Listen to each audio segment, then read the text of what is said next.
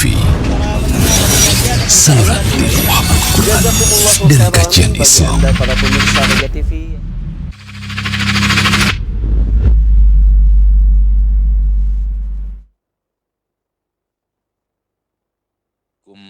Warahmatullahi wabarakatuh.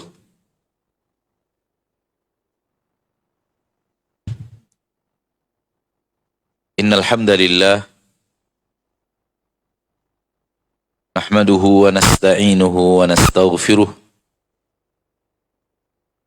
na'udzu billahi min shururi anfusina wa min sayyiati a'malina.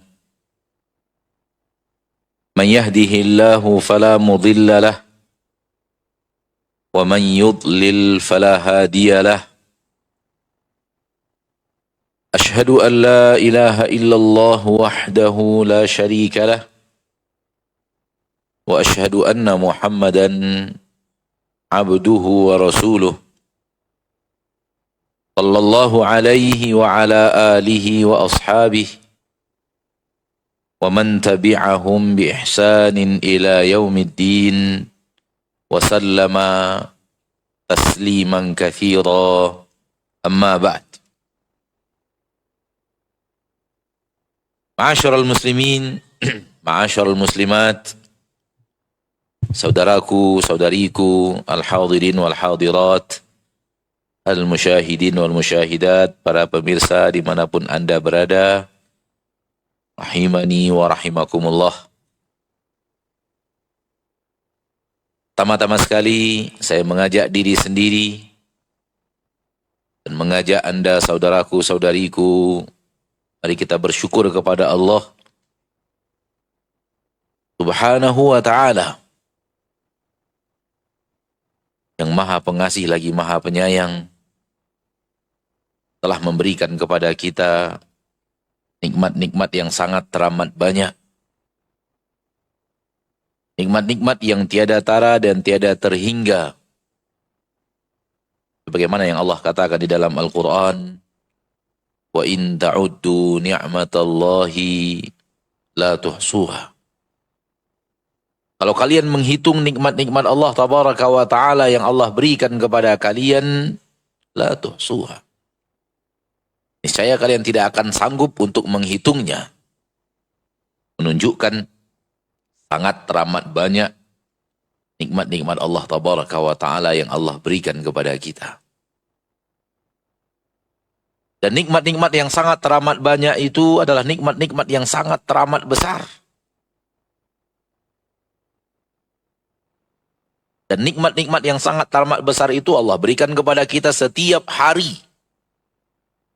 Tidak berlalu hari daripada hari-hari yang kita lalui dalam kehidupan kita seumur hidup, melainkan bergelimang dengan nikmat-nikmat Allah yang sangat teramat besar dan sangat teramat banyak. Izinkan saya untuk mengatakan satu saja dari nikmat besar yang setiap hari Allah berikan kepada kita, satu saja, itu tidak bisa digantikan posisinya oleh emas, walau sebesar masjid kita ini. Kita bayangkan Masjid Babus Salam, Masjid Babur Rahmah, apa besarnya, dan kalau dia adalah sebuah emas, berapa kekayaannya, itu tidak bisa menggantikan satu dari sekian banyak rahmat dan nikmat Allah yang Allah berikan kepada kita setiap hari. Begitukah Ustadz? Ya. Hanya saja kita yang tak pandai mungkin melihatnya. Kita yang terlalu lemah memandang nikmat-nikmat Allah yang besar, yang banyak, yang hebat setiap hari Allah berikan kepada kita.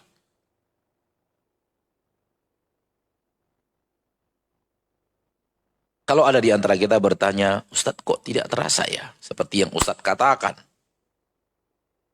Itu kan masalah perasaan. Perasaan antar satu manusia dengan manusia yang lain bisa berbeda. Namun kebenaran adalah kebenaran walau berbeda dengan perasaan. Perasaan yang benar adalah perasaan yang sesuai dengan kebenaran. Adapun perasaan yang berbeda dengan kebenaran, tidak bisa dijadikan itu patokan kebenaran. Tunjukkan saya mana dia nikmat-nikmat besar yang setiap hari satu di antaranya tidak bisa digantikan oleh emas walau sebesar masjid. Saya katakan terlalu banyak. Terlalu banyak. Contoh, oksigen. Pak Ibu kaum muslimin dan muslimat, setiap hari kita dapat oksigen dari Allah? Setiap hari? Atau pernah berlalu hidup kita tanpa oksigen? Tidak pernah. Semua kita mendapatkan oksigen. Bisakah oksigen ini digantikan posisinya oleh emas walau sebesar masjid ini? Tidak bisa. Nikmat oksigen jauh lebih hebat. Jauh lebih penting, jauh lebih besar daripada nikmat emas sebesar masjid. Dan semua kita mendapatkannya tanpa terkecuali.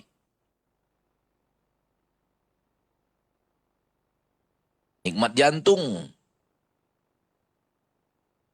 nikmat paru-paru, nikmat darah, nikmat tulang. Setiap hari kita pakai tulang tidak? Setiap hari kita pakai nggak tulang anugerah dari Allah Tabaraka wa Ta'ala yang Allah buat di dalam tubuh kita? Pakai atau tidak? Ada nggak yang mau tulangnya dibeli semua dengan emas sebesar masjid ini? Ini ambil emas sebesar masjid, tapi tulangnya dipreteli satu persatu diambil. Mau atau tidak? Mau atau tidak? Apa perlu istikharah kah? Hah? Istikharah dulu lah Ustadz. Kalau emas sebesar masjid, walau nggak ada tulang nggak apa-apa lah gitu.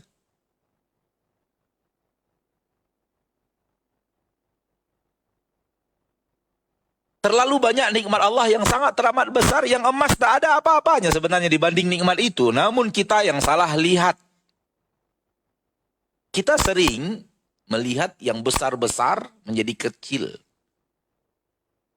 Yang besar-besar dari nikmat Allah kita kerdilkan. Namun yang tak terlalu besar, kita besar-besarkan.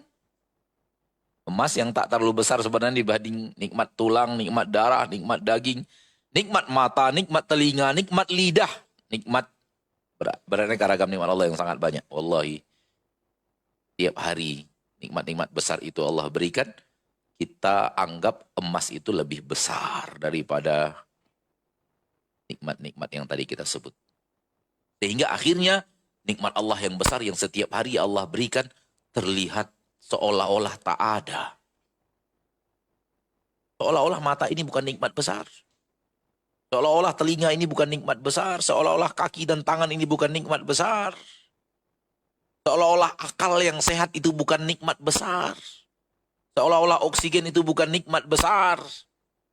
Subhanallah. Yang demikian itu Allah Tabaraka wa Ta'ala berfirman di dalam Al-Quran, karena manusia selalu memandang harta, tahta, itulah dia nikmat Allah. Dalam Al-Quran surah Al-Fajr. Fa'ammal insanu idha mabtalahu rabbuhu fa'akramahu wa na'amahu fayaqulu rabbi akraman wa amma idha mabtalahu faqadara alaihi rizqahu fayaqulu rabbi ahanan. Dalam dua ayat ini dapat sebuah kesimpulan, manusia selalu mengira rahmat dan nikmat Allah itu adalah harta dan tahta. Kalau dicabut darinya harta dan tahta, dia mengira Allah benci kepadanya. Allah tak sayang kepadanya. Lihat firman Allah di dalam Al-Quran surah Al-Fajr yang kita bacakan tadi, ayat 15 dan 16. Fa'ammal insanu, adapun manusia, idza mabtalahu rabbuhu, apabila Rabbnya mengujinya. Fa'akramahu, Allah muliakan dia di tengah manusia dengan pangkat dan jabatan dan kedudukan dan kehormatan di tengah-tengah masyarakatnya. Wa na'amahu, lalu Allah curahkan nikmat-nikmat dunia kepadanya. Fayaqulu rabbi akraman, ketika itu dia mengatakan, Rabbku telah memuliakan diriku. Wa amma, adapun Idza mabtalahu, apabila Rabbnya mengujinya, faqadara alaihi rizqahu, lalu Allah sempitkan nikmat-nikmat tadi yang disebut di atas, fayaqulu rabbi ahanan. Ketika itu dia berkata, Rabbku menghinakan diriku. Allah tak sayang kepadaku, dan kalimat-kalimat yang semakna dengannya. Maka rubahlah sudut pandang saudaraku. Rubahlah sudut pandang kita bahwa nikmat yang Allah berikan kepada kita setiap hari itu banyak, wallahi banyak. Agar kita pandai bersyukur kepada Allah tabaraka wa ta'ala. Karena mustahil menjadi seorang hamba yang pandai bersyukur kalau kita tidak menjadi seorang hamba yang pandai melihat curahan rahmat dan nikmat Allah yang sangat banyak yang Allah berikan kepada kita. Kata kunci menjadi hamba yang bersyukur adalah mahir melihat nikmat-nikmat Allah. Itu kata kuncinya. Ingin bersyukur, harus jadi hamba yang mahir melihat nikmat-nikmat Allah. Tak mahir melihat nikmat-nikmat Allah, tak akan menjadi hamba yang bersyukur. Bagaimana akan bersyukur kalau dia tidak memandang nikmat itu datang kepadanya bertubi-tubi? Bahkan di dalam tidur pun kita tetap mendapatkan nikmat-nikmat Allah tabaraka wa ta'ala di saat kita sedang tidak sadar siapa diri kita, di saat terlemah daripada kehidupan kita, sampai kita pun tidak bisa melawan nyamuk yang ingin mengambil darah kita. Tetap nikmat-nikmat Allah itu Allah berikan kepada kita.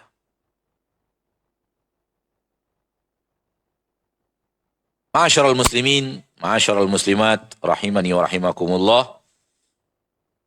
Kita dimintakan untuk berbicara tentang keburukan di dalam diri dan bagaimana cara menghindarinya. Di dalam Al-Quran surat Al-Balad, ayat yang ke-10 dari surat Al-Balad, Allah tabaraka wa ta'ala berfirman, وَهَدَيْنَاهُ النَّجْدَيْنِ وَهَدَيْنَاهُ النَّجْدَيْنِ. Kami memberikan kepada manusia petunjuk kepada dua jalan. Kami memberikan manusia petunjuk kepada dua jalan. Di dalam ayat ini, Allah tabaraka wa ta'ala mengatakan, Allah memberitahu kepada manusia dua jalan. Sepakat ahli tafsir, dua jalan yang dimaksud, satu jalan kebaikan dan satu jalan keburukan. Satu, tariq al-khair, dan satu lagi tariqus syarr. Dan itu telah Allah ajarkan kepada kita manusia.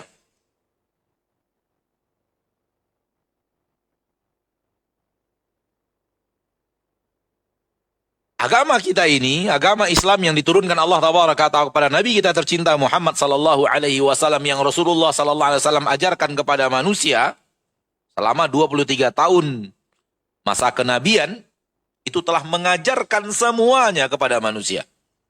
Mana yang baik dan mana yang buruk. Tidak sekedar mengajarkan, namun Rasul juga telah menyuruh kita melakukan seluruh yang baik dan telah melarang kita untuk melakukan seluruh yang buruk. Tak ada lagi kebaikan dan keburukan kecuali semuanya telah ada keterangannya di dalam agama kita dan telah ada perintahnya atau larangannya. Inilah dia kesempurnaan agama Allah tabaraka wa ta'ala yang Allah sebut di awal-awal surah Al-Maidah, Al-yawma akmaltu lakum dinakum. Pada hari ini aku telah sempurnakan untuk kalian agama kalian. Sempurna maksudnya tak ada lagi yang tidak dibahas. Jadi kalau manusia ingin mencari mana yang baik, mana yang buruk, mana yang halal, mana yang haram, mana yang diridhoi Allah, mana yang tidak diridhoi Allah, mana jalan ke surga, mana jalan ke neraka, mana jalan yang dicintai oleh Allah, mana jalan yang dicintai oleh syaitan. Semua lengkap di agama kita. Ma'asyiral muslimin wal muslimat, rahimani wa rahimakumullah, tak ada yang tersisa. Dan untuk itulah Allah menurunkan wahyu dan Al-Quran, tibyanan likulli syai'. Kami turunkan Al-Quran untuk menerangkan kepada manusia semuanya. Kulla syai', segala sesuatu.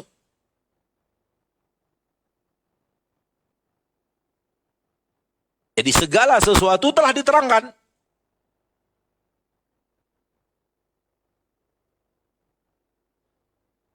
Mungkin sebahagian orang sekarang menggunakan logikanya dan berkata, bagaimana mungkin? Bagaimana mungkin? Mereka mengatakan bahwa Rasul diutus hanya 23 tahun.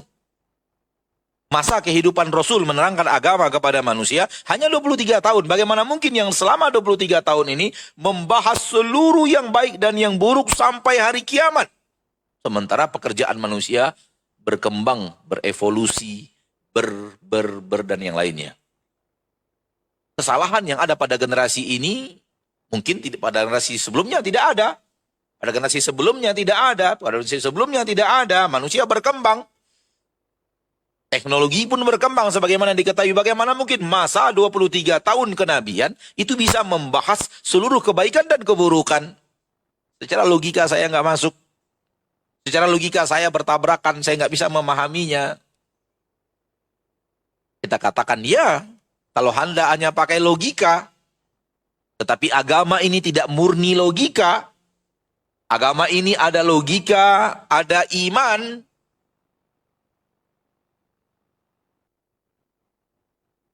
Kalau Anda beriman, insya Allah logika Anda nyambung dengan keimanan, Anda akan bisa menerima apa yang tadi kita katakan. Bahwa agama ini telah sempurna, mengajarkan seluruh kebaikan, melarang seluruh keburukan, walau hanya 23 tahun masa kenabian untuk membahas seluruh yang ada sampai dunia kiamat.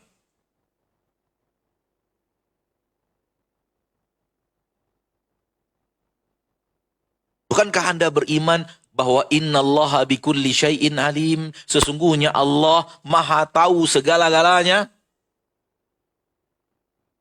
Bukankah kita beriman sebagai seorang muslim, sebagai seorang muslimah, la yakhfa 'ala Allahi syai'un fil ardi wala fis sama', tak ada yang tersembunyi dari Allah tabaraka wa taala apapun baik di langit atau di bumi.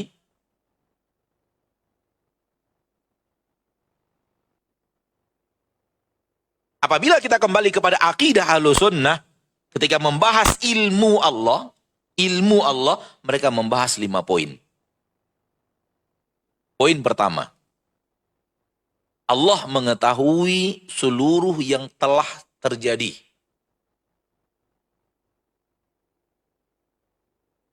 Poin yang kedua, Allah mengetahui semua yang sedang terjadi. Ini yang kita sedang lakukan ini, dan yang sedang dilakukan oleh manusia di Bandung ini, di Indonesia ini, di dunia ini, di langit ini, di bumi ini dan di langit ini. Semua yang terjadi sekarang ini, semua Allah tahu. Tak boleh ragu kita di situ. Baik, itu poin yang kedua. Poin yang ketiga, Allah mengetahui semua yang akan terjadi.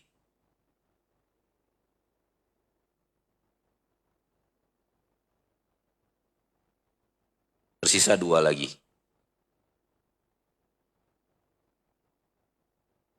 5 Anda katakan tadi? Mengetahui, kita ulang dari awal. Mengetahui semua yang telah terjadi. Kedua, mengetahui yang sedang terjadi. Ketiga, mengetahui yang akan terjadi. Kayaknya udah habis Ustaz 3 itu. Ada 2 lagi ternyata kata para ulama. Lihat para ahlinya, para ahli ilmu. Dalamnya ilmu para ulama ketika memahami Al-Quran, mempelajarinya dari Al-Quranul Karim. Poin yang keempat adalah Allah itu mengetahui semua yang gak bakalan terjadi. Semua yang tak akan terjadi.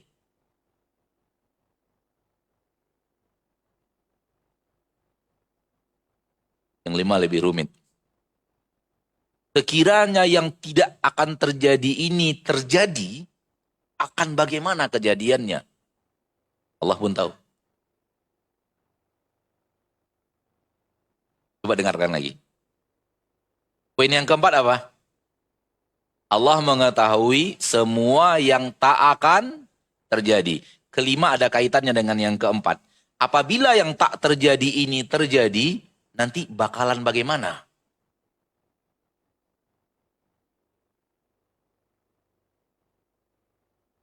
Allah mengetahui tak ada ilah di permukaan bumi. Tak akan ada ilah yang kedua di permukaan bumi. Ilah hanya satu, yaitu dia. Dan Allah katakan tidak ada ilah di permukaan bumi, maka tidak akan ada ilah yang kedua di permukaan bumi dan di langit. Tak ada. Dan Allah katakan sekiranya ada. Sekiranya di langit dan di bumi ini ada ilah selain Allah, maka bumi dan langit akan hancur karena ilahnya saling perang. Nampak? Nampak dua poin terakhir? Poin pertama gampang memahami, poin kedua gampang memahami, gampang ketiga gampang memahami. Poin yang keempat juga gampang, poin kelima agak sedikit rumit.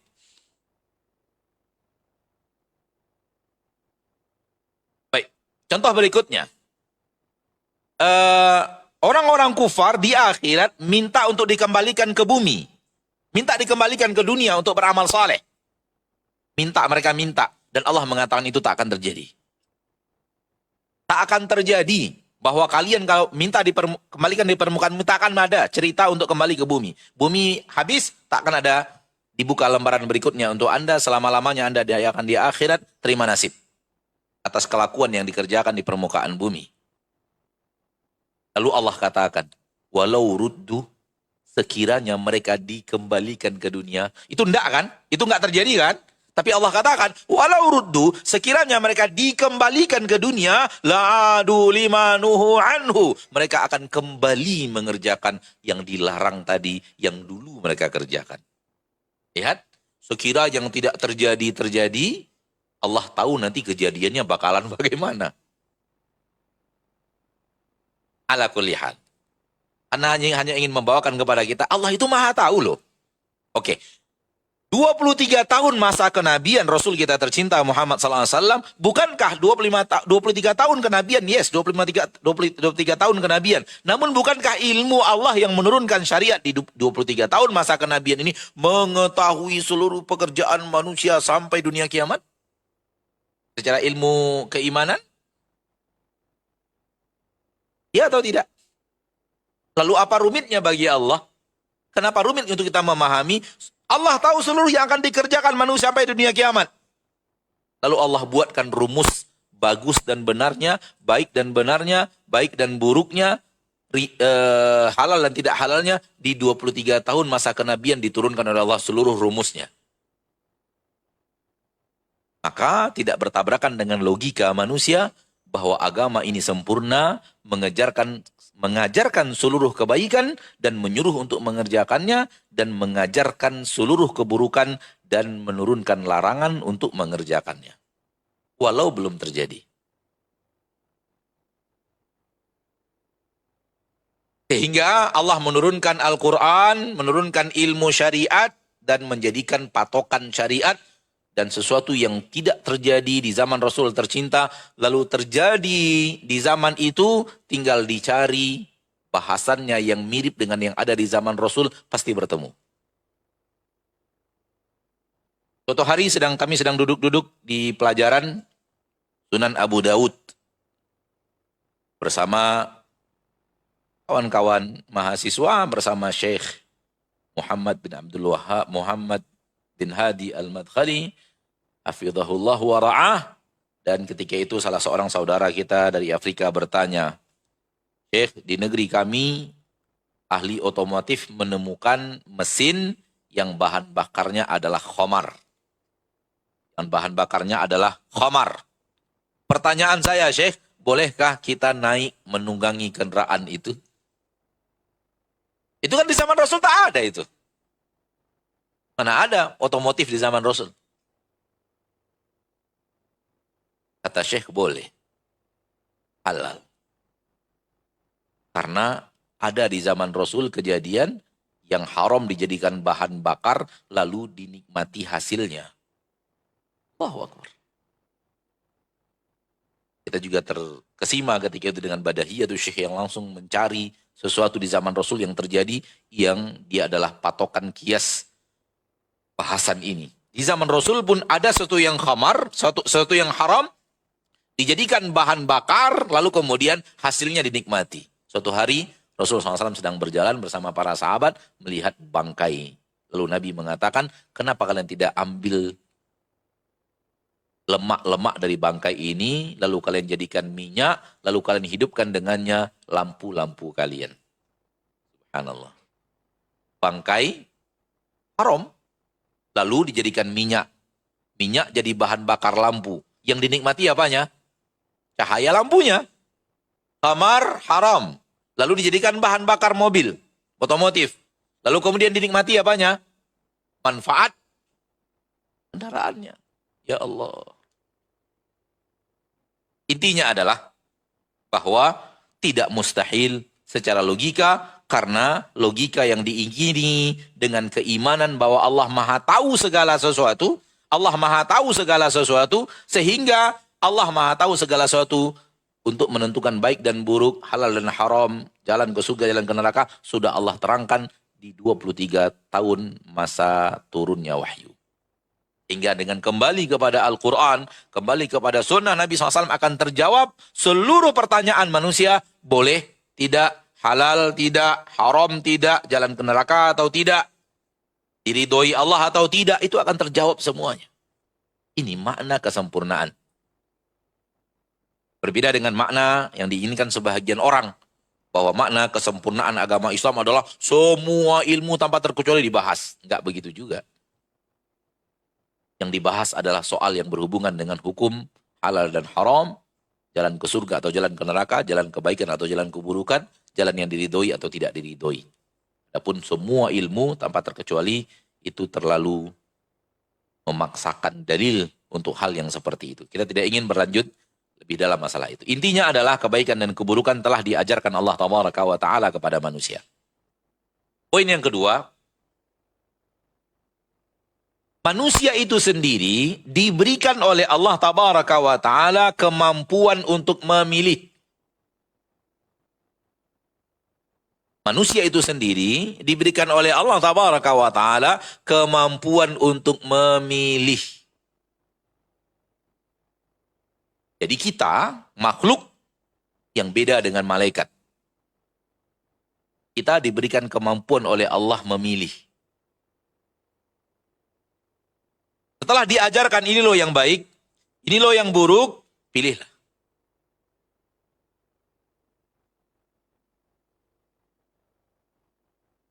Allah memberikan kepada manusia ini masyiah, keinginan, iradah, keinginan. Dan di antara dan keinginan itu, dia bisa memilih yang baik dan yang buruk.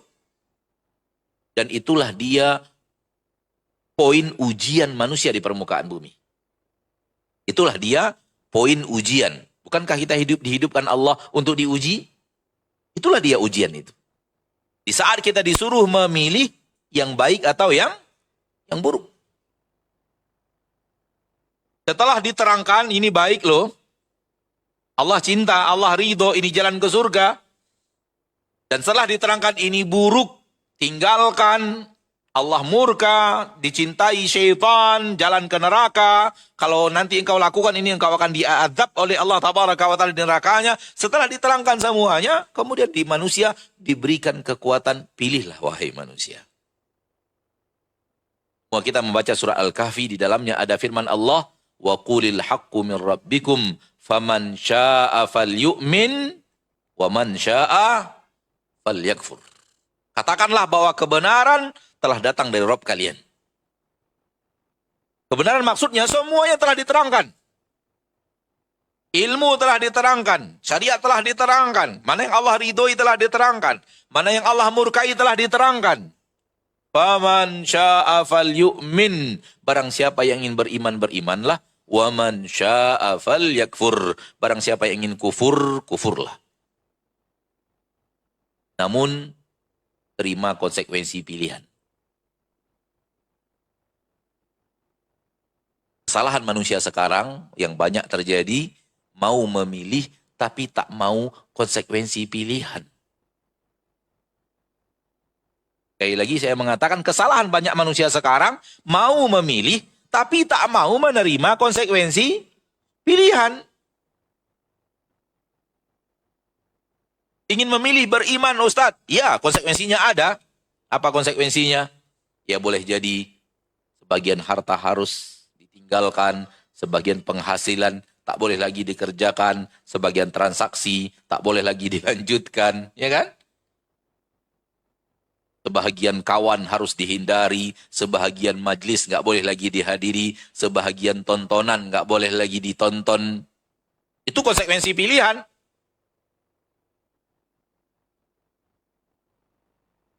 Saya mau jadi orang yang beriman, Ustaz. Iya, oke. Tapi saya nggak mau meninggalkan yang tadi. Itu nggak boleh. Kalau memilih itu plus konsekuensi. Hal yang sama, kalau Anda memilih jalan keburukan, ada konsekuensinya. Anda bersahabat dengan syaitan. Anda akan masuk neraka. Anda akan dimurkai Allah. Akan ada azab-azab yang luar biasa di neraka Allah. Itu konsekuensi pilihan. Konsekuensi pilihan berat iman ada di dunia, di akhirat kebaikan. Konsekuensi pilihan maksiat yang berat ada di akhirat, di dunia kenikmatan. Dunia dia menjadi surga. Oleh karena itu Nabi mengatakan di dalam hadis yang sahih bahwa surga ini, dunia ini surganya orang kafir. Dia melakukan kenikmatan-kenikmatan sesuai dengan hawa nafsunya, sebebas-bebasnya tanpa aturan, namun konsekuensi beratnya ada di akhirat. Dan dunia ini merupakan penjara orang mukmin karena dia tidak bebas bergerak. Ada aturan-aturan yang harus dia terapkan. Ada jeruji-jeruji, batasan-batasan larangan Allah yang harus dia perhatikan. Dia tidak boleh semau melangkah, dia bisa melangkah. Semau melihat, bisa melihat. Semau mengambil harta, bisa mengambil harta. Enggak begitu. Ada aturan-aturan yang harus dia terapkan. Ada batasan, ada jeruji-jeruji amalan. Ada jeruji-jeruji harta. Ada jeruji-jeruji penglihatan. Ada jeruji-jeruji akhlak. Ada jeruji-jeruji muamalah. Yang dia tidak bebas bergerak semau hatinya. Maka bagaikan penjara bagi orang mukmin, namun konsekuensi keburukan itu atau kesulitan itu hanya di dunia, di akhirat adalah kemudahan. Maka masing-masing pilihan ada konsekuensinya. Allah telah menerangkan kepada manusia segala-galanya dan Allah memberikan kepada kita, silahkan pilih. Allah juga berfirman di dalam Al-Quran, surah Al-Insan. Ayat yang kedua dan ketiga. Inna khalaqnal insana min nutfatin amsyaj. Nabtalihi faja'alnahu sami'an basira inna hadainahu sabila imma syakira wa imma kafura. Sesungguhnya kami telah ciptakan manusia dari air yang bercampur. Nabtalihi, kami ingin menguji manusia itu di permukaan bumi. Ini yang kita katakan tadi bahwa kita akan diuji oleh Allah hidup di dunia ini untuk menjalani ujian. Faja'alnahu sami'an basira. Kami jadikan dia makhluk yang bisa mendengar, makhluk yang bisa melihat. Inna hadainahu sabil. Lalu kami terangkan kepadanya jalan. Jalan yang maksud ayat ini adalah jalan yang tadi dalam ayat surat Al-Balad. Ayat yang ke-10 surat Al-Balad. Jalan maksudnya kedua-duanya diterangkan. Lalu, imma syakira wa imma kafura. Silahkan manusia itu memilih jalan orang yang bersyukur atau jalan orang yang kufur. Silahkan pilih. Jalannya sudah diterangkan. Ini loh jalan orang yang syukur itu begini. Konsekuensinya begini. Hasilnya begini. Jalan orang kufur itu begini. Konsekuensinya begini. Hasilnya akan begini. Telah diterangkan semuanya. Manusia diberikan kekuatan untuk memilih. Poin yang ketiga.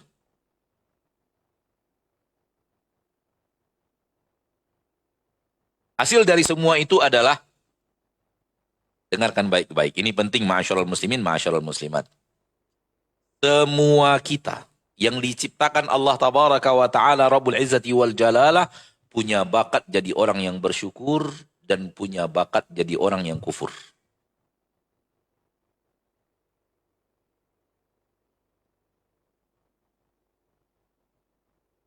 Dalam bahasa lain, semua kita tanpa terkecuali punya bakat di dalam diri ini untuk menjadi hamba yang saleh dan hamba yang tidak saleh.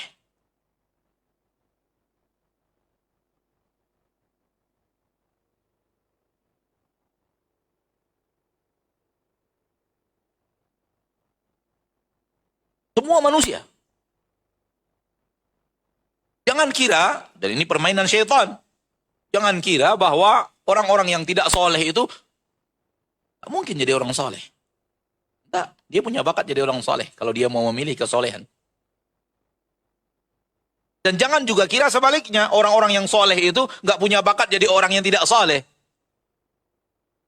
Punya, semua manusia punya. Kenapa? Karena itu sudah Allah letakkan di dalam fitrah manusia. Allah mengatakan pilihlah. Engkau mau memilih jalan kekufuran, engkau jadi orang kafir.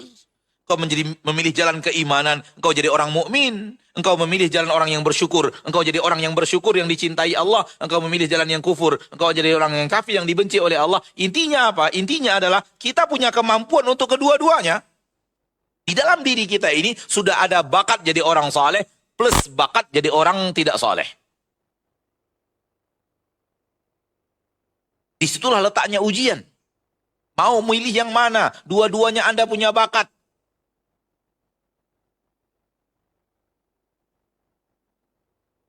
Punya kemampuan baca Quran tidak? Manusia punya kemampuan baca Quran tidak? Punya. Punya kemampuan nyanyi tidak? Punya. Kalau nggak mahir-mahir tapi mampu lah. Tak mahir-mahir baca Quran tapi mampu. Tak mahir-mahir nyanyi tapi mampu. Punya kemampuan untuk duduk di majelis taklim tidak? Punya kemampuan majelis duduk di majelis karaoke tidak? Punya. Punya kemampuan untuk berkata yang baik-baik tidak? Punya kemampuan untuk ngomong kotor tidak? Lihat. Punya kemampuan melangkah, gunakan kaki untuk melangkah ke masjid tidak? Punya kemampuan juga untuk menggunakan kaki melangkah ke tempat maksiat tidak? Coba lihat. Semua kita. Saya ingin mengatakan begini. Banyak orang sekarang mengatakan ketika dia hidupnya di atas maksiat, saya nggak mungkin jadi orang soleh.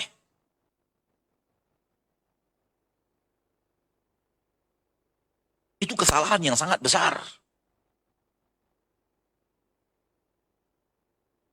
Terlalu banyak biografi hidup manusia, orang yang sangat durjana jadi orang soleh. Orang yang sangat membenci Nabi, akhirnya jadi pembela Nabi yang luar biasa hebat. Orang yang pedangnya terhunus untuk kaum muslimin, menjadi orang yang pedangnya terhunus untuk selain kaum muslimin. Orang yang sangat ditakuti dengan dikdayaannya di kota Mekah, menjadi orang yang sangat patuh dan taat, dan menjadi orang yang sangat berbakti kepada rakyat sebagai seorang pemimpin yang amanah.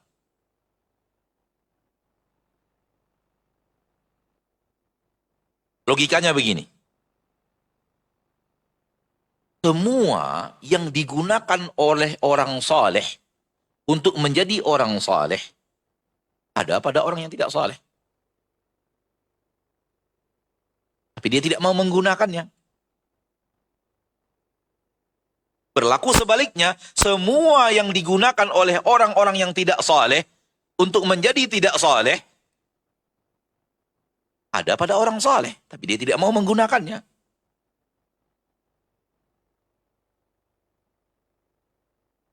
Orang saleh kalau ingin membeli sesuatu yang tidak diridhoi Allah, dia bisa kok. Lalu konsumsi yang tidak diridhoi Allah itu bisa. Tinggal belanja, beli, konsumsi. Apa yang digunakan oleh orang tidak saleh menjadi tidak saleh? Dengan hartanya dia belanja khamar, dengan hartanya dia belanja narkoba, dengan hartanya dia menghirup khamar, menghirup narkoba, kemudian minum khamar. Orang saleh juga kalau ingin menggunakan itu bisa. Dia punya harta, dia punya kaki untuk belanja, dia punya tangan, dia punya rumah untuk diam-diam, dia punya kantor untuk diam-diam melakukan apa yang dilakukan oleh orang-orang yang tidak soleh. Punya, cuman dia tidak memakainya. Jadi semua kita ini punya bakat jadi orang soleh, semua kita punya bakat jadi orang yang tidak soleh. Jangan kira bahwa orang soleh itu jadi orang soleh gara-gara memang tidak ada bakat jadi orang tidak soleh. Enggak. Dia punya bakat juga sama. Cuman dia memilih jalan kesolehan dan bertungkus lumus untuk menjauhi jalan ketidaksolehan. Jalan toleh dalam bahasa Arab. Lawan soleh, toleh, dalam bahasa Arab. Memang dalam bahasa kita nggak ada. Makanya Anda terjemahkan tidak soleh saja. Jalan orang yang taat, jalan orang yang bejat. Semua orang yang taat sebenarnya punya bakat jadi orang bejat. Hal yang sama seluruh manusia yang bejat sebenarnya punya bakat jadi orang yang taat, namun mereka tidak memilih itu, lebih memilih jalan yang tidak taat kepada Allah Tabaraka wa Ta'ala. Dan itulah dia konsekuensi pilihan. Poin berikutnya. Allah Tabaraka wa Ta'ala, Rabbul Izzati wal Jalalah, telah menurunkan sarana untuk mendukung kesolehan dan juga telah mentakdirkan sarana untuk mendukung ketidaksolehan.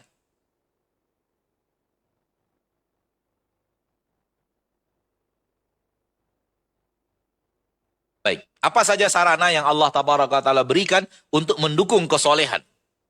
Pertama, Al-Quran telah Allah turunkan. Allah telah turunkan Al-Quran.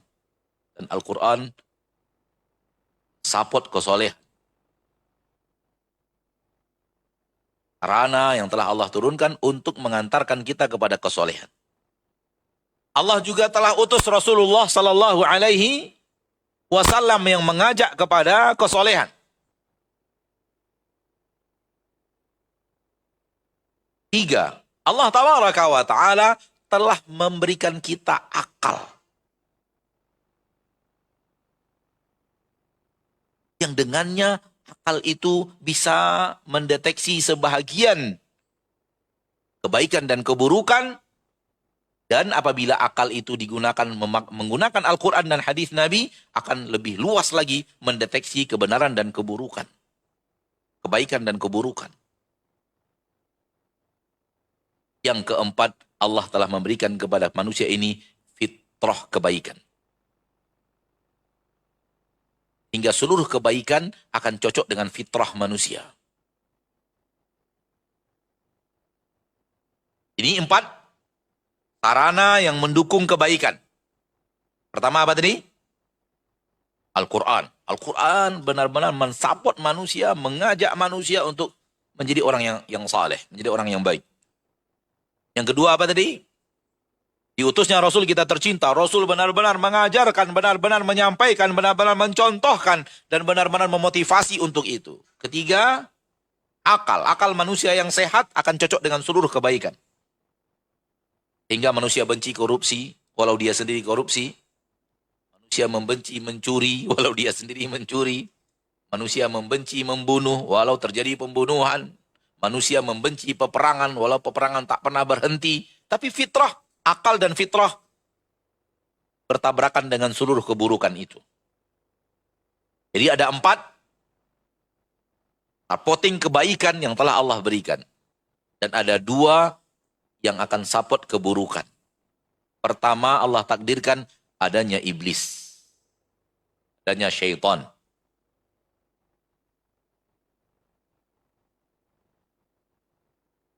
Yang kedua, adanya hawa nafsu.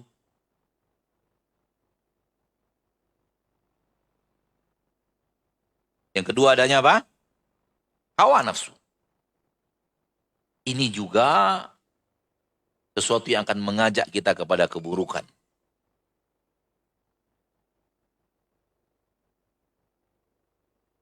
Baik. Apabila kita lihat, mana yang lebih banyak yang mengajak manusia kepada kebaikan atau yang mengajak manusia kepada keburukan? Coba lihat. Coba lihat pengasih dan penyayangnya Allah. Coba lihat bagaimana Allah Tabaraka wa Ta'ala ingin kita selamat. Coba lihat bagaimana Allah Tabaraka wa Ta'ala ingin kita mendapatkan kebaikan. Allah turunkan Al-Quran, Allah utus Rasul, Allah berikan akal yang sehat, Allah berikan fitrah yang selamat.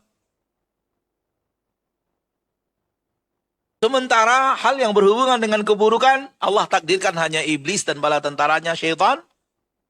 Dan Allah takdirkan kita juga punya hawa nafsu yang mengajak kepada keburukan. Disinilah letaknya peperangan hidup. Disinilah letaknya mana yang harus kita pilih. Allah, Rasul, akal dan fitrah yang selamat, atau syaitan dan hawa nafsu.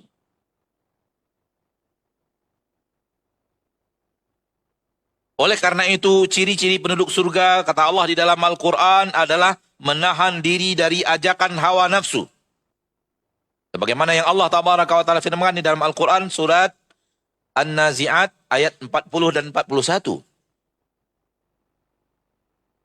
Wa amma man khafa maqama rabbih, wa nahan nafsa 'anil hawa, fa innal jannata hiyal ma'wa. Dan adapun orang-orang yang takut nanti berdiri di hadapan Rabb mereka. Kapan ini? Pada hari kiamat. Pada saat dihisab, manusia akan berdiri di hadapan Allah Tabaraka wa Ta'ala untuk mempertanggungjawabkan amalannya. Wa amma man khafa maqama rabbih wa nahan nafsa 'anil hawa. Lalu menahan dirinya dari ajakan hawa nafsunya. Harus ada aksi melawan hawa nafsu. Karena hawa nafsu mengajak kepada keburukan. Sampai kapan? Sampai wafat. Dan hawa nafsu itu akan terus mengajak kepada keburukan. Hawa nafsu itu terus akan mengajak kepada keburukan. Hawa nafsu itu terus akan mengajak kepada keburukan. Kalau berhasil menahannya, dan membelenggunya, fa innal jannata hiyal ma'wa, maka sesungguhnya surga dialah tempat kembali untuk orang-orang yang punya sifat di atas.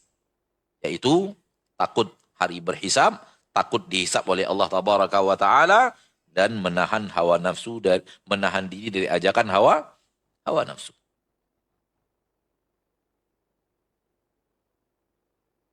Oleh karena itu, ma'asyarul muslimin, ma'asyarul muslimat, rahimani wa rahimakumullah. Dari sini nampak jelas bahwa Allah Tabaraka wa Ta'ala inginkan kita mengikuti jalan keselamatan. Karena yang mensupport kebaikan dalam diri kita lebih banyak daripada yang Allah Tabaraka wa Ta'ala takdirkan mensupport keburukan.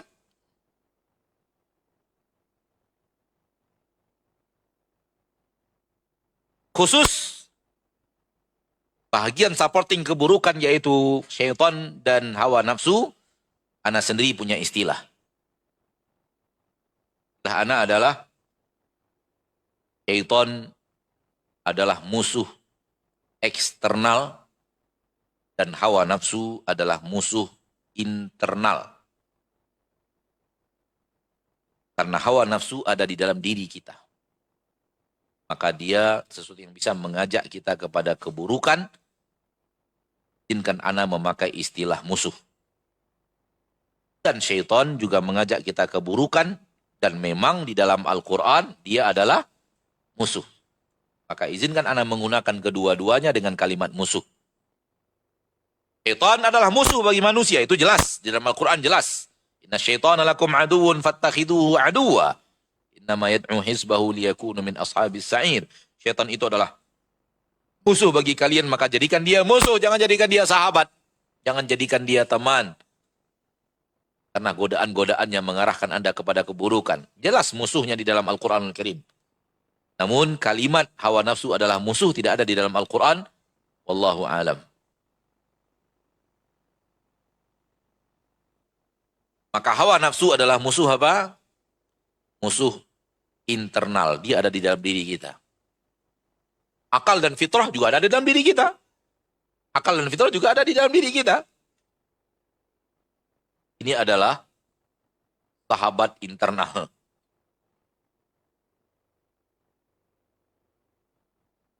Dan dua musuh yang eksternal dan internal tadi akan menjadi lemah di bulan Ramadan.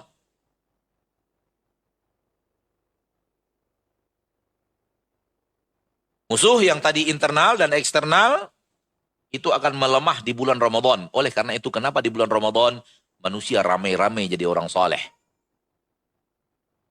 Kenapa? Karena kedua musuhnya sedang melemah. Syaitan dibelenggu. Awal pertama Ramadan, suffidati syayatin. Maka akan dibelenggu syaitan-syaitan. Sehingga syaitan tak leluasa untuk menggoda manusia karena terbelenggu. Dan hawa nafsu melemah di saat lapar. Manusia ketika lapar, hawa nafsunya melemah. Oleh karena itu, para pemuda yang sudah saatnya menikah, namun tidak punya kemampuan untuk menikah, perintah Nabi perbanyak apa? Puasa. Untuk melawan hawa nafsunya, disuruh sering lapar. Kenapa? Supaya hawa nafsunya melemah. Hal yang sama ketika kita berpuasa, di bulan Ramadan, hari-harinya berpuasa, maka hawa nafsu kita sedang melemah. Maka musuh internal sedang lemah dengan puasa, musuh eksternal sedang lemah dengan dibelenggu. Oleh karena itu, kenapa kita menemukan di bulan Ramadan semangat ibadah kita melejitnya luar biasa. Semangat kebaikan kita melejitnya luar biasa. Dan keinginan untuk melakukan keburukan melemah luar biasa. Kenapa? Itulah kondisi yang terjadi. Maka pilihlah wahai manusia kebaikan. Karena Allah tabaraka wa ta'ala menginginkan itu dari dirimu. Dan tinggalkan keburukan. Tinggalkan keburukan yang telah diajarkan Allah di dalam Al-Quran. Bahwa itu adalah buruk. Disampaikan Allah di dalam Al-Quran bahwa itu adalah buruk. Disampaikan oleh Nabi tercinta SAW dalam hadis yang sahih bahwa itu adalah keburukan. Hal yang harus Anda jauhi. Walaupun itu sesuai dengan hawa nafsumu. Tugasnya adalah lawan hawa nafsu itu. Kekang hawa nafsu itu.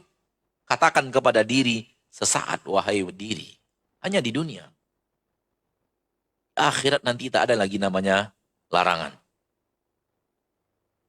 Bahkan khamar adalah minuman penduduk surga. Tak ada lagi namanya susah dalam menahan diri. Tak ada lagi namanya berat melakukan ketaatan karena tidak ada ibadah di surga Allah tabaraka wa taala seperti yang Allah bebankan kepada kita di permukaan bumi. Tak ada perintah sholat, tak ada perintah puasa, tak ada perintah zakat, tak ada perintah apapun daripada perintah-perintah syariat. Katakan kepada diri sabar wahai diri sampai sesaat. Sabar sampai datangnya ajal menjemput. Nahan diri daripada keburukan-keburukan yang diinginkan hawa nafsu hanya sampai datangnya kematian. Dan kematian itu tidak lama lagi akan datang. Karena hidup manusia itu sebenarnya singkat. Bukanlah panjang. Hanya perasaan kita saja panjang. Sebenarnya hidup di dunia itu, di manusia itu singkat.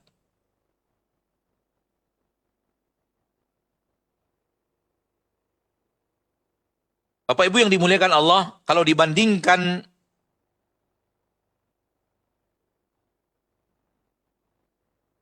hidup kita di dunia dengan satu harinya akhirat, kalau dibandingkan umur kita di dunia dibandingkan dengan satu harinya akhirat, maka usia kita kira-kira hanya 1 sampai 1,5 jam. Usia kita di dunia ini, apabila dibandingkan dengan satu harinya akhirat, satu hari akhirat ya, maka perhitungannya bagaikan 1 jam atau 1,5 jam. Itulah umur kita semuanya, 50, 60 tahun, 70 tahun hidup di permukaan bumi. Terlalu singkat. Namun dalam kehidupan yang sangat singkat inilah penentuan kehidupan akhirat.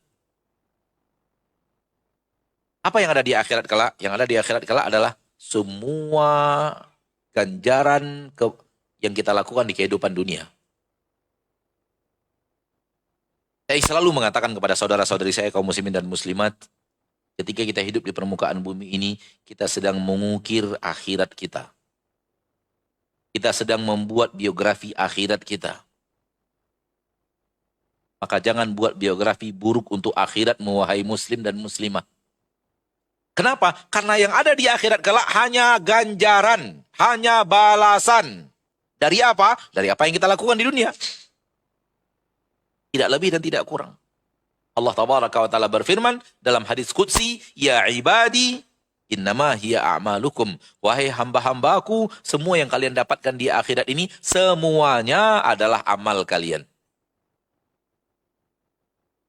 Uhsiha lakum tsumma uwafikum iyyaha. Aku catatkan untuk kalian, aku rekap amal kalian tersebut, kemudian aku kembalikan lagi kepada kalian bersama ganjarannya. Faman wajada khairan falyahmadillah, wa man wajada ghaira dzalika fala yalumanna illa nafsah. Barang siapa yang mendapatkan kebaikan, maka pujilah Allah.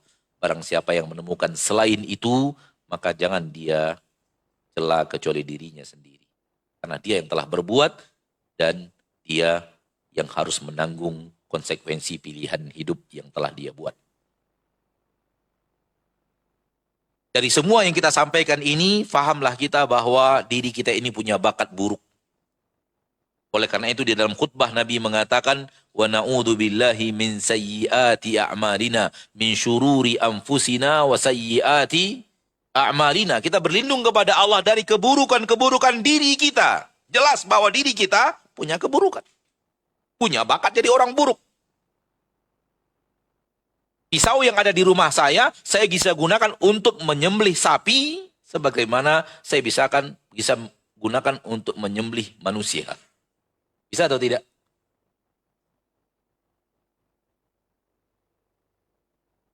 Iya. Kita punya bakat. Maka pilihlah bakat-bakat kebaikan dan berusaha mengekang diri untuk menghentikan bakat-bakat keburukan. Bahagian terakhir dari bahasan ini adalah, sebelum kita buka tanya jawab,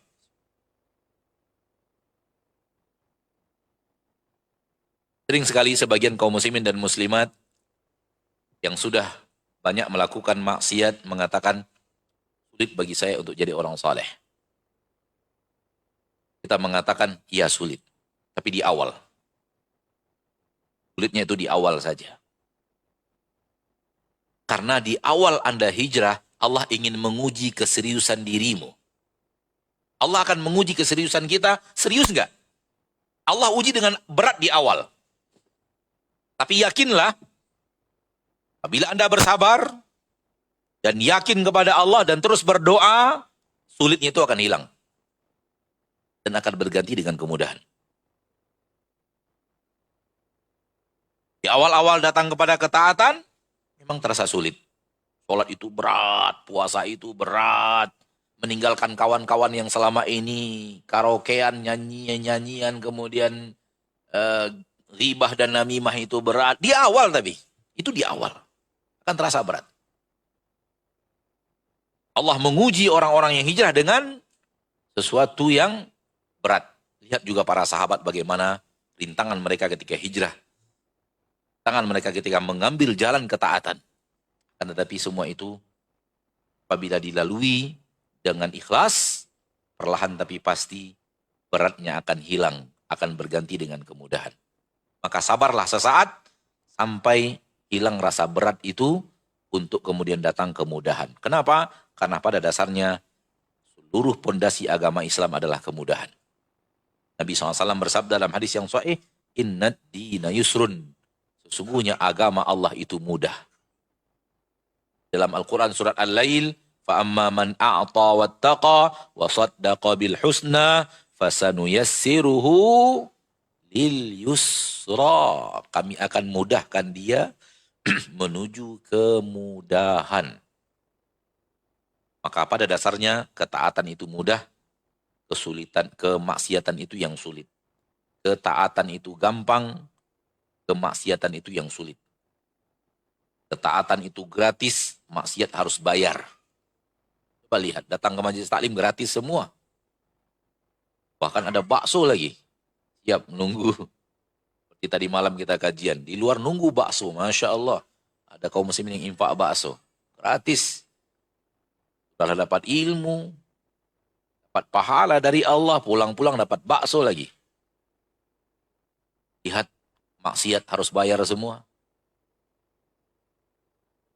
Oleh karena itu, sabarlah di atas ujian sesaat di saat pindah dari maksiat kepada taat. Perlahan tapi pasti Anda akan menemukan seperti yang Allah katakan bahwa agama ini mudah.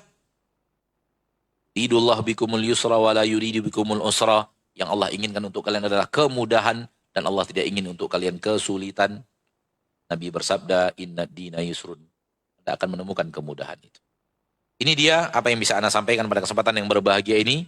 Secara materi dan waktu yang tersisa, kita akan gunakan untuk berdiskusi atau bertanya jawab. Kita persilahkan. Tanya jawab mungkin.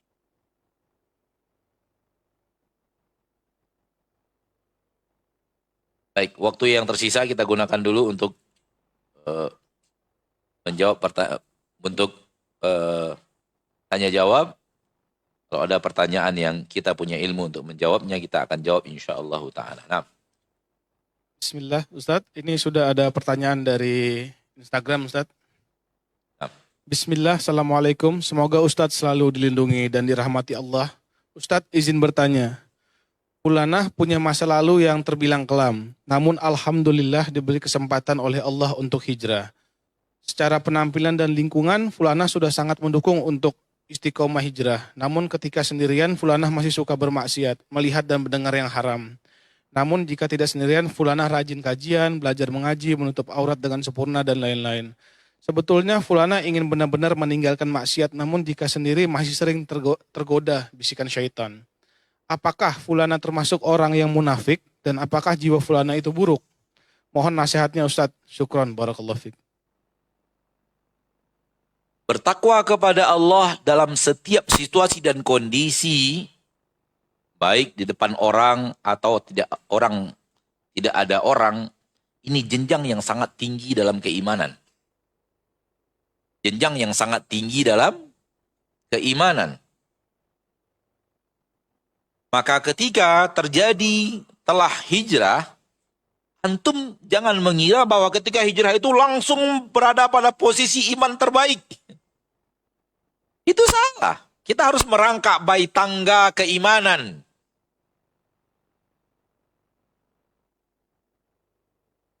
Orang yang sampai kepada apa yang tadi ditanyakan, soal dia tak lagi berbuat maksiat di kala sendiri, walau dia sudah bisa ketika ada orang dia tidak berbuat maksiat, namun kesendirian masih tergoda berbuat maksiat. Namun bagaimana caranya menjadi orang yang di saat sendiri pun tak tahu, ini iman tingkat yang hebat luar biasa. Tahukah Anda bahwa seluruh janji-janji Allah kebaikan di akhirat untuk orang yang seperti ini? Ini dia sifat orang yang dijanjikan Allah, kebaikan-kebaikan, seluruh kebaikan yang ada di akhirat. Seluruh kenikmatan yang ada di surga yang Allah janjikan surga itu untuk orang yang seperti ini. Maka ini orang bukan orang yang sembarangan, ini orang spesial. Sementara kita kan baru hijrah. Tanpa mengurangi rasa hormat, saya mengatakan, antrian dong. Ikut antrian keimanan. Paham yang saya maksud? Ya bagaimanapun ketika kita hijrah, kita mulai menapak dari belakang loh. Bergerak ke depan, bergerak ke depan, bergerak ke depan, bergerak ke depan. Atau ke atas lah. Tak bisa kita hijrah langsung naik ke atas jadi orang terhebat luar biasa. Tak begitu juga.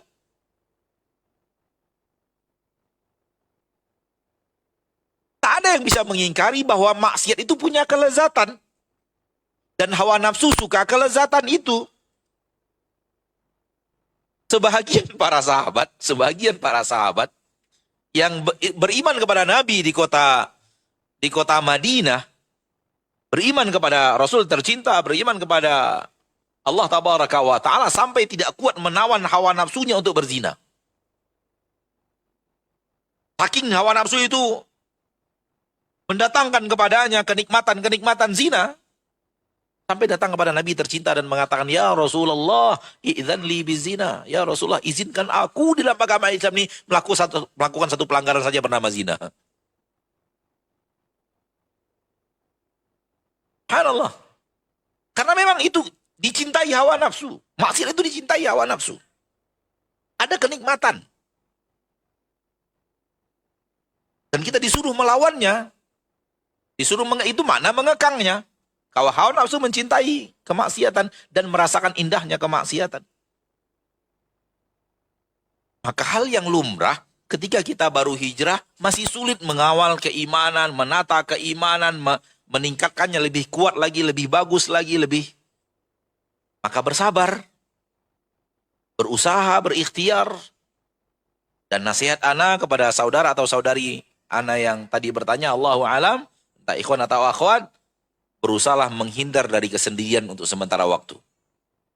Berusahalah untuk menghindar dari kesendirian ketika ada godaan untuk berbuat maksiat dikala sendiri. Larikan diri dari kesendirian itu. Pergi kemana gitu? Ke masjid, pergi cari kawan, pergi ke tempat keluarga, pergi ke tempat saudara, pergi ke tempat yang ada orang, sehingga godaan tadi untuk melakukan hilang, balik lagi ke kamar. Wallahu ta'ala alam. Karena memang berproses untuk sampai kepada jenjang yang tinggi tadi. Dan lakukan terus usaha, lakukan terus ikhtiar dan doa kepada Allah tabaraka wa ta'ala. Nah, Baik Ustaz, pertanyaan selanjutnya Ustaz. Bismillah, semoga Allah melindungi segala urusan Ustadz dan keluarga. amin. Ustadz izin bertanya, untuk memilih jalan kesolehan, apakah memfilter teman diperbolehkan dan bagaimana cara yang baik untuk menghindarinya? Dan Ustadz, apakah meninggalkan teman-teman yang selalu memikirkan dunia adalah salah satu bentuk kebaikan kepada Allah atau ketaatan? Syukur Ustadz. Selalu apa dunia tadi apa? Meninggalkan teman-teman yang selalu berkiblat ke dunia Oh baik. adalah bentuk ketaatan kepada Allah Ta'ala. Nah, pertanyaannya fokus kepada kayaknya pertemanan. Bolehkah kita memilih-milih teman? Bukannya boleh, disuruh. Itu disuruh oleh Nabi kita tercinta sallallahu alaihi wasallam. Rasulullah SAW bersabda dalam hadis yang sahih, Al-mar'u ala dini khalilih. Seorang manusia itu akan ngikut kepada pola beragama sahabat dekatnya. Falyanzur ahadukum man yukhalil. Maka hendaklah kalian lihat-lihat siapa yang akan dia jadikan sahabat dekat. Siapa yang dijadikan teman baiknya. Maka Rasul menyuruh kita memilih. Rasul menyuruh kita selektif. Rasul menyuruh kita introspeksi siapa teman-teman kita. Kenapa? Karena teman punya pengaruh dalam hidup kita. Dalam hadis yang lain dari Imam Bukhari, Rasulullah SAW bersabda, Mathalul jalisi salih. Permisalan untuk teman yang saleh bagaikan berteman dengan pedagang parfum. Boleh jadi Anda membeli darinya, boleh jadi Anda dihadiahi olehnya, dan boleh jadi Anda mendapatkan darinya aroma wangi. Dan permisalan bersahabat dengan orang buruk adalah bersahabat dengan nafikhul kir. Orang yang kerjanya membuat besi, si pandai besi. Imma an yahriqa thiyabak, boleh jadi akhirnya pakaianmu terbakar oleh percikan-percikan apinya. Wa imma an tajidu minhu rihan muntinah, atau engkau menemukan darinya aroma-aroma yang tidak sedap. Maka ini adalah efek kepada diri kita dari bersahabat dengan orang soleh, efek-efek kebaikan, dan bersahabat dengan orang yang tidak baik, efek-efek keburukan. Dan manusia ini Allah tabaraka wa ta'ala jadikan kepada dalam dirinya tabiat ikut kepada orang sekitarnya. Ikut kepada orang sekitarnya. Oleh karena itu perlu untuk bukan boleh, harus memilih teman-teman yang kita jadikan, karena kita akan terikut dengan kebiasaan teman. Teman itu akan mempengaruhi hidup kita. Di dalam Al-Quranul Karim, wa idza ra'aital ladina yakhuduna fi ayatina fa'arid anhum hatta yakhudu fi haditsin ghairi. Apabila engkau menemukan orang-orang yang sedang berolok-olok dalam ayat-ayat kami, tinggalkan mereka. Tinggalkan majlis itu. Hatta yakhudu fi haditsin ghairi. Sampai mereka tinggalkan bahasan yang maksiat itu, baru boleh duduk lagi bersama mereka.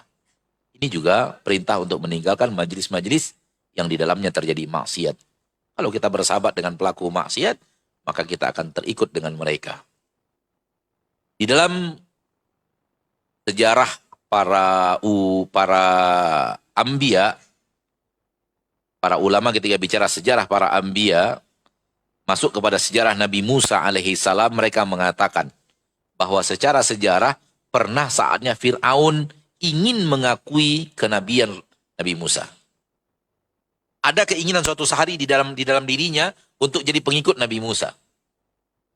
Ketika dia utarakan itu kepada sahabat dekatnya bernama Haman, Hamanlah yang membuat dia berpaling dari keinginan itu. Haman mengucapkan kata-kata yang dengannya Fir'aun tidak jadi ingin mengikuti Nabi Musa. Oleh karena itu kata para ulama, sering sekali Fir'aun dan Haman dibahas dalam satu bahasan. Disebut dalam satu kisah. Kenapa? Karena Haman itu sahabat dekatnya Fir'aun yang merupakan orang yang mengajaknya untuk lanjut maksiat. Wallahu a'lam. Nah.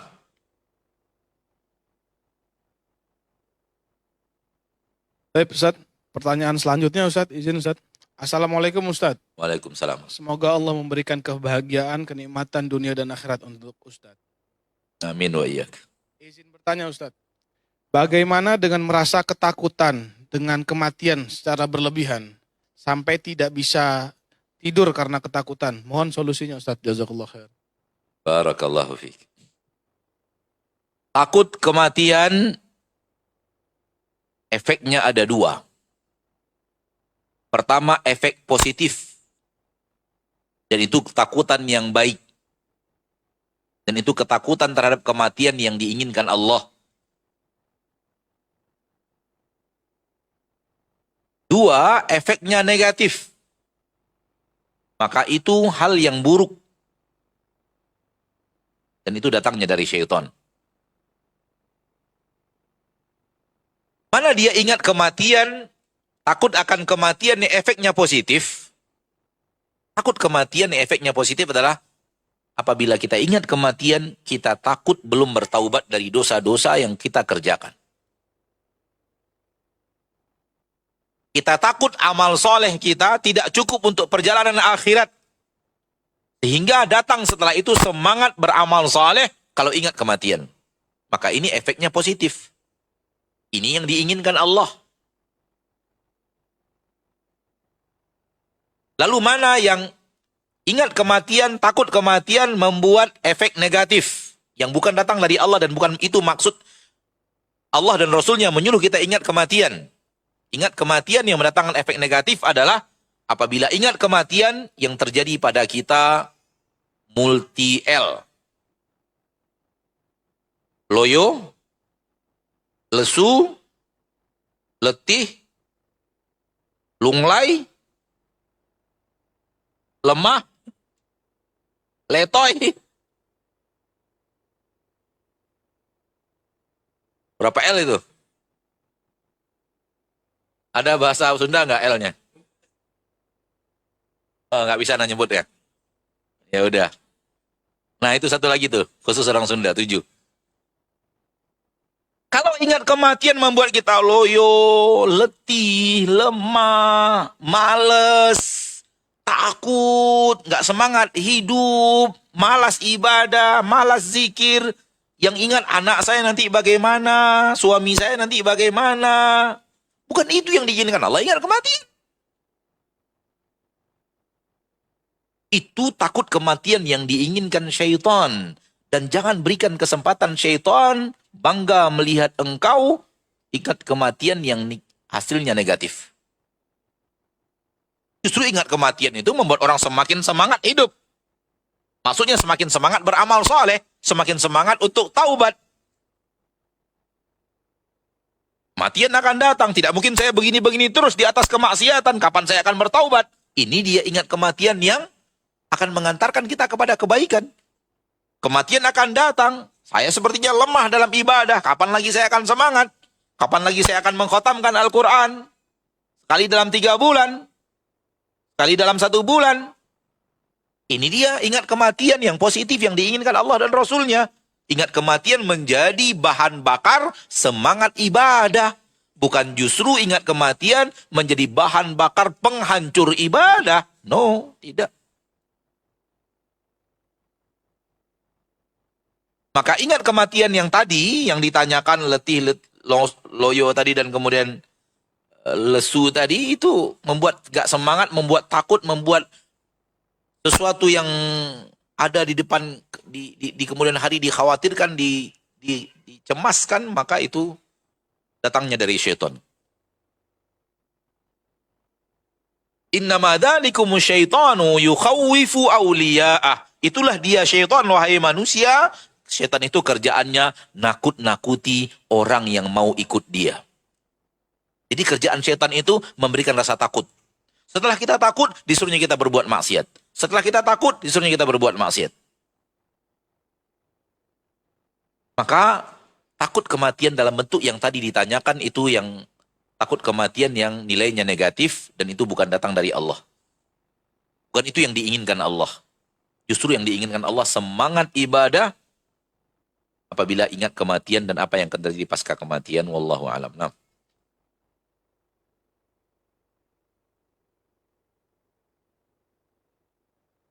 Baik Ustaz, pertanyaan selanjutnya Ustaz. Assalamualaikum, izin bertanya Ustaz. Setelah sebelumnya ana futur, bagaimana agar jiwa kembali merasakan indahnya iman, manisnya ibadah seperti awal ana hijrah? Baik.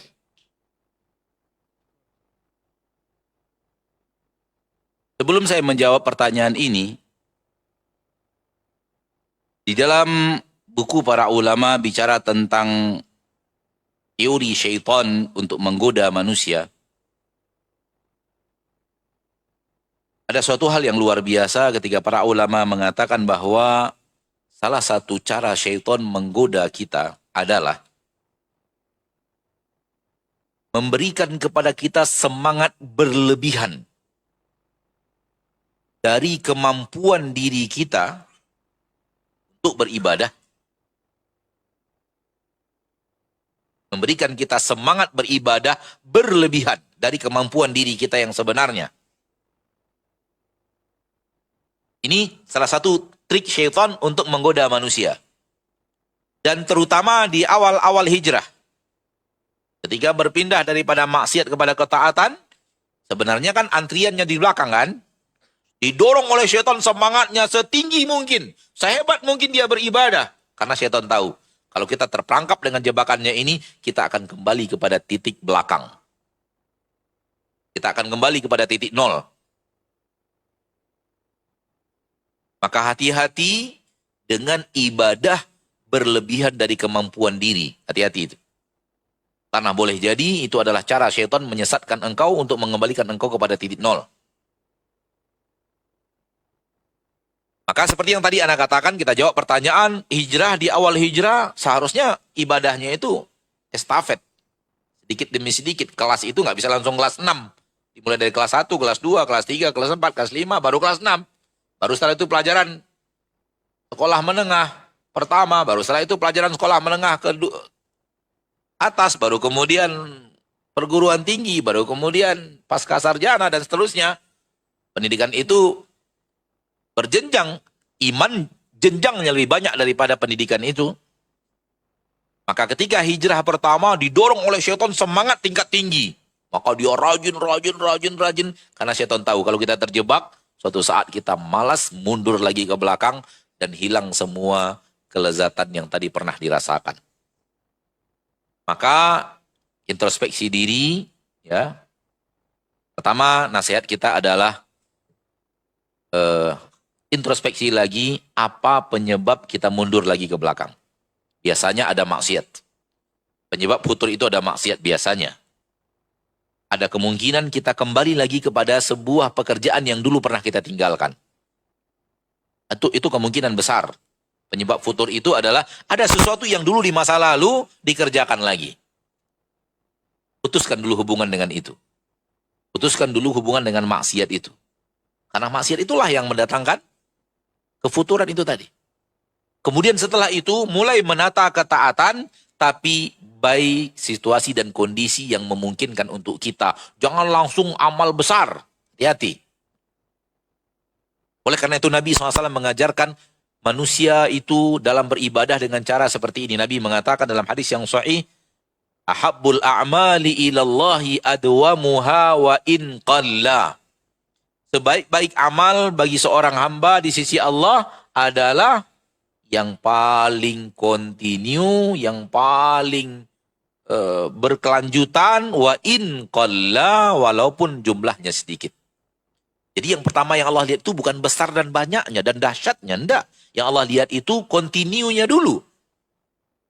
Lebih baik dia sedikit tapi kontinu, berkelanjutan terus dibanding dia langsung banyak kemudian berhenti dan tidak mengerjakan lagi. Maka latihan ketaatan bukan asal ikut perasaan lagi semangat hajar. Bukan begitu. Namun lakukan sedikit demi sedikit sesuai dengan kemampuan kita. Contoh, kalau ingin latihan membaca Al-Quran, mulai dari 1 lembar sehari. Udah 1 lembar sehari. 1 lembar sehari. 1 lembar itu kan gak banyak kan? Paling 1 lembar itu paling 7 menit. 6 menit. Habis. Usia kita yang sangat panjang 1 hari ini. 1 lembar 1 hari gak bisa. 2 menit, 5 menit, 7 menit. 1 lembar, besok 1 lembar lagi, besok 1 lembar lagi, besok 1 lembar lagi, besok 1 lembar lagi. Continue kan 1 lembar. Intinya satu hari saya harus baca 1 lembar. Begitu caranya. Kalau memang sudah continue 6 bulan, 7 bulan 1 lembar, tambah lagi. 1 lembar berikutnya. Kalau sudah 2 lembar, itu sudah Masya Allah. Baru tambah lagi, baru tambah lagi. Kita kadang-kadang begitu semangat, langsung 3 bulan khotam. 2 kali khotam, tak pernah lagi khotam 15 tahun. Itu dia yang saya katakan tadi. Ketika kita semangat, didorong oleh setan sekuat-kuatnya untuk kita kembali kepada titik tak berbuat apa-apa. Hati-hati, wallahu a'lam.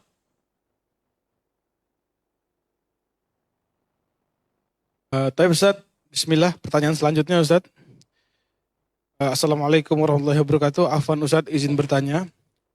Jika di bulan Ramadan tetap ada manusia yang melakukan dosa atau maksiat, apakah itu terjadi karena hawa nafsunya sendiri? Mengapa hal itu kerap terjadi, Ustaz? Syukron jazakallah. Setan itu ada 2. Ada setan jin, ada setan manusia. Boleh jadi yang melakukannya itu setan manusia. Iya. Manusianya itu sudah setan. Yang dibelenggu setan mana? Setan jin. Tufidatis syayatin wa maradatul jin.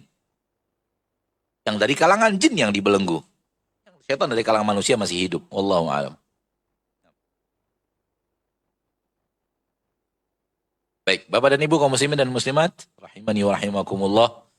Alhamdulillah, acara demi acara yang kita inginkan telah kita lewati, materi sudah kita sampaikan dan selesai juga kesempatan untuk bertanya jawab. Secara materi sudah kita tuntaskan walillahil hamd dan kita berdoa kepada Allah tabaraka wa taala agar Allah tumbuhkan hati kita ini semangat untuk di atas ketaatan. Dan Allah tabaraka wa ta'ala bantu kita untuk melawan hawa nafsu kita. Yang selalu mengajak kita untuk berbuat hal yang buruk. Mengucapkan hal yang buruk, melihat hal yang buruk, mendengarkan hal yang buruk, duduk di majlis-majlis yang buruk.